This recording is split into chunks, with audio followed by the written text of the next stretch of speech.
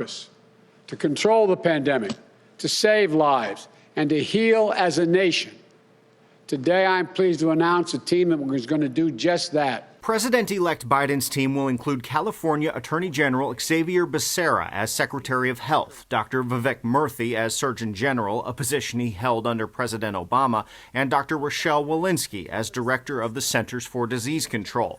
There will also be advisors and coordinators specific to the pandemic, including Dr. Anthony Fauci, the nation's top infectious disease expert. They'll lead the COVID-19 response across the government to accelerate testing, fix our supply chain, and distribute the vaccine. Biden called on the Trump administration to immediately begin scaling up vaccine production and acquiring as much vaccine as possible. And at the same time, President Trump was holding what he called a vaccine summit. He praised the vaccine development program known as Warp Speed and suggested an ambitious timeline. Every American who wants the vaccine will be able to get the vaccine.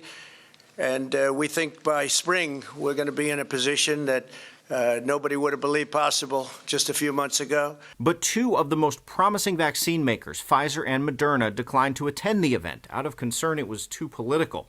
The New York Times reports Pfizer, which is on the verge of having its vaccine approved, offered to sell the United States more doses a few months ago. The Times reports the Trump administration turned down the offer. Trump's press secretary flatly denies the claim, saying the country will secure more vaccine from other drug makers. Still, the president signed an executive order today aiming to prioritize the shipment of coronavirus vaccine to Americans over other nations. Now, if necessary, I told you we'll invoke the Defense Production Act, but we don't think it will be necessary. If it is, it's a very powerful act.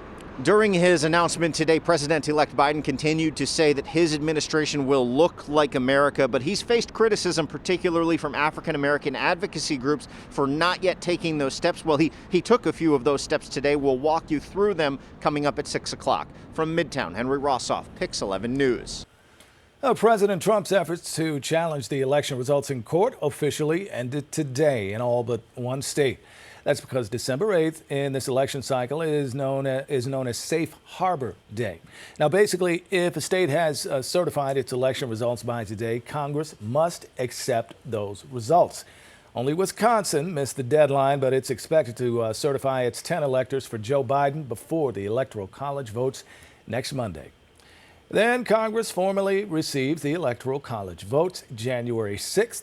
Some House Republicans have promised to raise procedural objections to Biden's wins, but those maneuvers are not expected to change anything, and Mr. Biden will be inaugurated January 20th. And, of course, from the commander-in-chief, we go to the meteorologist-in-chief. I know. Do you remember back in the day we we were complimenting him every day, Mr. G, Mr. about G? how nice it was, unseasonably warm, and then what happened, Mr. G? What happened to those days? Yeah, I think it's called a weather.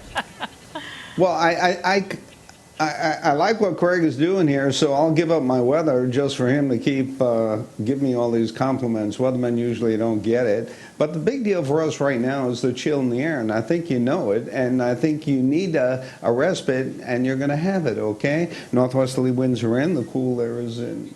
Temperatures, once again, will be right around 30 degrees, and you can see again the temperatures around here will be basically covered in terms of a slight moderation in temperature, 42 degrees, 41 degrees, and again, the normal should be 47, but the mild air is in. The mild air is in for a long period of time. That's going to be ours.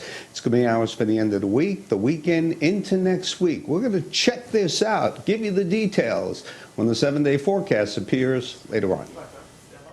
Gee, thank you. All right, we're coming up after the break tonight. Today marks 40 years since the death of John Lennon. We're going to show you how fans paid tribute to him at Strawberry Field in Central Park. Plus, an entire family contracts COVID-19, including two parents who are both doctors. Pix 11's Mary Murphy tells their story when we come back. Imagine all the people living for today. Well, today marking the 40th anniversary of John Lennon's murder. Lennon was shot to death by Mark David Chapman on December 8, 1980. It happened at the Dakota apartment building in New York where Lennon lived. That's right. Lennon was 40 years old when he was killed. He would have turned 80 this past October. His musical career was marked not only by his iconic work with the Beatles, but also by his timeless volume of work as a solo artist. Pix 11's Nicole Johnson joins us live from the Upper West Side with more. Nicole, good evening. Good evening, Craig. As you know, John Lennon was one of the most famous musicians here, and many people say they will never forget him. We are standing right outside Strawberry Fields. Take a look behind me. You can see his fans are here, and they've been here all day, coming in and out. Some saying a prayer, some laying flowers, many saying a pandemic couldn't keep them away. Beatles fans from around the world paying tribute to John Lennon on the 40th anniversary of his death. It's incredible. I didn't expect it to be this crowded, but you know, it's incredible. The music is enduring, and you know, young people and old people alike. Mourn the passing of such a great man. You know, it's very overwhelming. Dozens of people remembering the man and his music here at Strawberry Fields in Central Park, named after a popular Beatles song written by Lennon. Some laying flowers, others huddling together to hear his music. This man dancing to honor a legend. The rock star was shot to death right outside the Dakota, his Manhattan apartment building, by a deranged fan, Mark David Chapman, who pleaded guilty and was sentenced to life in prison. Chapman is still behind bars. The shooting shocking to everyone that night. Tributes started pouring in, and 40 years ago, Pix 11's own Marvin Scott was covering the story. John Lennon may no longer be with us in body, but he will always be with us in spirit. Mayor Bill de Blasio was a student at NYU back then. Tuesday, de Blasio shares what Lennon meant to him. I remember it very, very clearly. We were all just shocked, obviously. And I think John Lennon, for a lot of us, was one of the most important cultural figures of our time. He was one of the people who kind of defined the time we grew up in. Lennon's musical career is iconic, not only marked by his time with the Beatles, but also as a solo artist who put out hits with lyrics that changed the world. He, along with his wife, Yoko Ono, always promoting peace and love. And that love is still being felt right here. This is bringing me right back to when I was young and how we felt about them all. But he was great. We love him. And over the years, Chapman applied for parole to try and get out of prison even as early as earlier this year, but he's been denied. As far as Lennon, well, his fans say he may be gone, but he will never be forgotten, of course, living on through his music. For now, we're live on the Upper West Side. Nicole Johnson, Pix 11 News. That is certainly true. Nicole, thank you so much. Yoko Ono posted a tweet today to honor her late husband. In it, she writes, "The death of a loved one is a hollowing experience. After 40 years, Sean, Julian, and I still miss him. Imagine all the people living life in peace." The tweet is also a call to end gun violence. It notes more than 1,400,000 people have been killed by guns in the U.S. since John Lennon was shot and killed 40 years ago today. Well, when it comes to staying safe in New York City, the NYPD says it is patrolling popular holiday locations. NYPD Police Commissioner Dermot Shea spoke with our morning team about several holiday traditions. He says he was at the Rockefeller Center Christmas tree this weekend, and it was not crowded. Commissioner Shea said that officers are there to keep people moving and that the holidays in New York City will be nothing like they have been in the past. It's just a different year all around. So in terms of New Year's Eve, start making alternate plans. Start planning for a nice, small event at your house. Preferably the smaller the better, and we'll see you next year. Commissioner Shea also spoke about citywide crime stats for 2020 that show both gun arrests and shootings are up more than 112% from this same time last year. He says they are working with the community to try and stop that violence. Now, the next time you're riding the subway, you may hear a message from a familiar voice. News anchor Dan Iannarino. I have some good news. Free masks are available home, we thank you. But if you need a mask, just ask. Mask up for your health and the safety of your fellow New Yorkers. Well, if you didn't recognize that voice, that's Pix 11's very own Dan Manarino reminding New Yorkers to mask up while riding on the subway. You can hear his recording while waiting for numbered subway lines, and keep your ears open. You may also hear Stacey Ann Gooden and Mr. G. Good reminder, that's for sure. Yeah. Very cool. All right, let's go ahead and send things over to Mr. G. Do you want to tell us what was your message? Subway riders out there. Always be safe in the subway and wear your mask and obey all the rules. I can see you from the weather den. I can see you smiling from the weather den. I know where this is going. All right, the high temperature today was 36 degrees. The normal is 45 degrees. Here's the deal, everybody. The wind chill factor right around 30. Northwesterly winds in at 14 miles per hour. You can see, again, the wind chill factor will be a factor and will be an item. You see the flow of air from the north and west. That's drying us out. It's clearing us out. And you can see, again, the cloud cover across the Great Lakes heading in our direction. So as you look at the map and you see where this baby is going, you'll be able to see a couple of snow showers around north and west of the city. You see it north, you see it west of the city, and you see the flow of air coming into the city is very chilly. But there's a slight moderation that will occur, and that will occur during the midweek, latter part of the week into the weekend. This is important because it's another pattern shift. One more shot of cold. Come on, man. Palm Bay, West Palm Beach, Lake Okeechobee. Look at Miami, 44. Orlando, 38. Melbourne, 39. The sixth borough is cold, just a little milder than us. But here's the change. The jet will reverse. The mild air comes in across the Ohio Valley, sets up, sticks, stays, and that's going to be ours for the weekend. Here's your classroom. Kids are back, PS 46 in the Bronx, and we want to applaud the kids. And you guys take it nice and easy. We gave you the homework hotline. You know what that's about. The next 3 days look milder. Into the weekend, we go on the 7th day. We'll have it later on. Gee, thank you. Well, if you need online purchases to arrive at your doorstep before the holidays, time is certainly running out. Yeah, coming up, how delivery companies are handling the unprecedented jump in online shopping. Plus, how the East Village community is coming together to support small businesses struggling during this time. Don't go anywhere. We'll be right back with that story. All right, if you are planning on mailing your holiday gifts, you better get a move on. Online shopping this holiday season, it's really expected to break records out there, according to FedEx. And shipping is a major concern for a lot of folks. Pix 11's Jennifer Bisram brings us more on how to navigate all this from Greenpoint, Brooklyn tonight. Online shopping and shipping volumes this holiday season are expected to break record numbers. Due to the pandemic, more people are mailing presents. That means shipping companies have a lot of work to do, and that's why they're asking you to shop and ship early. You are overwhelmed, but at the same time, as a small business, you can't afford not to, miss out on those sales. Gift giving will be different this holiday season as more people continue to shop from home rather than stores during this pandemic.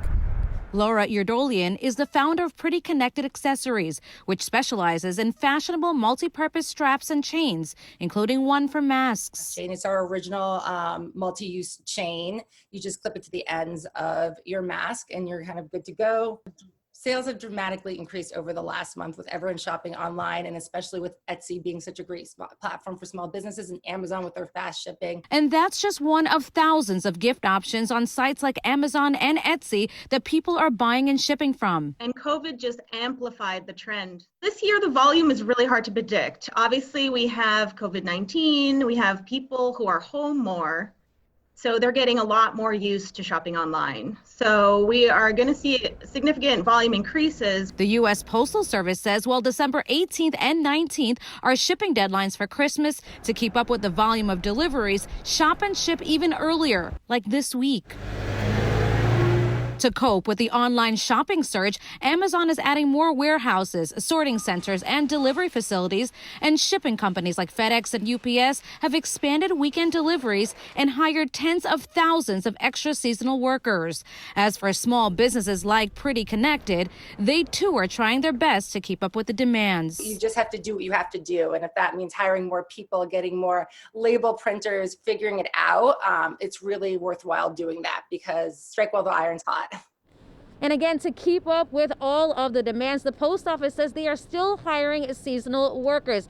As for retailers, they are asking their customers to try to pick up their orders either curbside or in the store. In Brooklyn, Jennifer Bisram, Pix 11 News. Jennifer, thank you. Well, after the break tonight, hear about one family's battle with COVID-19 that resulted in the loss of their 92-year-old grandmother. And New Rochelle nurses are claiming they are now locked out after their two-day strike for better work conditions. Their story when we return.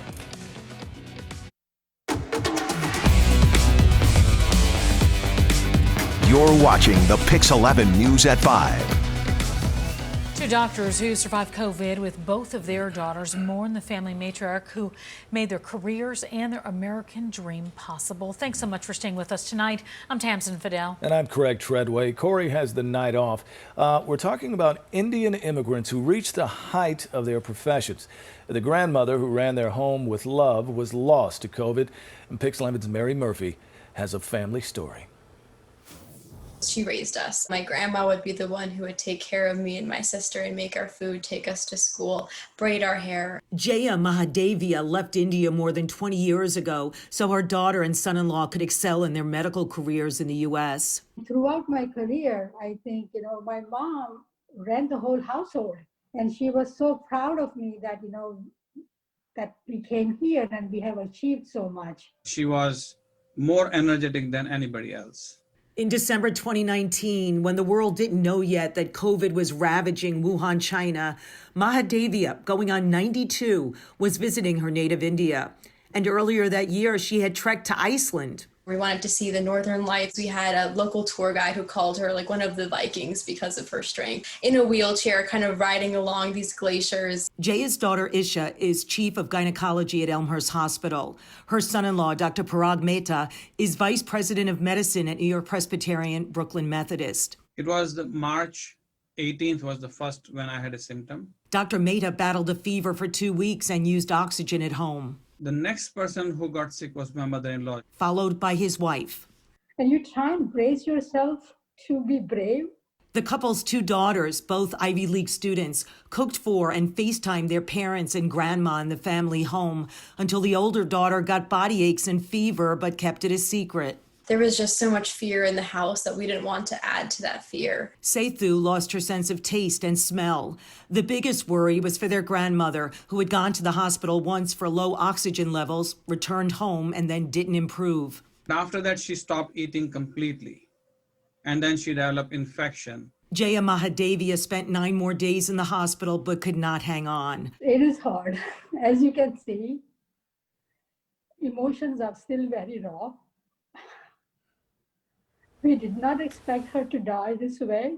Since Jaya Mahadevia's death, her family has left her room intact out of respect. Yet the family takes comfort in memories of their mom's zest for life, her love of the Hindu festival of colors. They continue to celebrate her sense of adventure, including a trip to the Himalayas in 2013 when she visited altitudes of 18,000 feet. The family's ordeal and the loss of Jaya has profoundly impacted the husband and wife doctors. It is so crucial that in the time when somebody's suffering, somebody just hold their hand. I think being a COVID survivor, I think I'm going to teach my residents, my students, that, if you are a doctor, you have to make sure that you have empathy. I'm Mary Murphy, Pix 11 News. Our thoughts certainly with that family tonight. Oh, yeah. All right, let's talk about this. Nurses at Montefiore New Rochelle Hospital are speaking out, saying that the hospital has locked them out and now it's understaffed in a COVID hotspot. And this all comes after contract talks stalled and the nurses walked off the job last week for a 2-day strike. Pix 11's Allison Caden reports from New Rochelle. please just help us. Give us some staffing. We need more nurses. Bring back the nurses! Bring back the nurses! Nurses outside Montefiore New Rochelle Hospital today upset that after their 2-day strike last week, the hospital has refused to let dozens of nurses return to work. They have refused to open our essential COVID unit. Nurses who have cared for COVID patients since the pandemic began are being told to stay home. The New York State Nurses Association says Montefiore is punishing nurses for last week's labor action following stalled contract negotiations. During COVID, they were on the front lines. Now they're on the street. They're in a negotiation that's gone over 2 years. The union alleges Montefiore New Rochelle Hospital is now mixing COVID-19 patients with non-COVID patients in the same unit, increasing the risk of infection. Originally the epicenter of New York's COVID-19 outbreak, New Rochelle is considered a hot spot, a yellow zone. Westchester County releasing new infection numbers today. The city currently has 580 active COVID-19 cases. This is not the time to play politics. This is killing people. People will die as a result of these antics. And as Governor Andrew Cuomo has asked retired healthcare workers to help with the statewide coronavirus surge, Montefiore says 167 of the 200 nurses who went on strike are back at work. In a statement, the hospital says the union operated irresponsibly by walking out on the New Rochelle community. Their misleading tactics seek attention instead of results. The New York State Nurses Association strike resulted in units being closed for safety reasons, which resulted in some nurses not being able to be recalled. The union says contract talks are expected to resume Thursday. In New Rochelle, Allison Caden, Pix 11 News.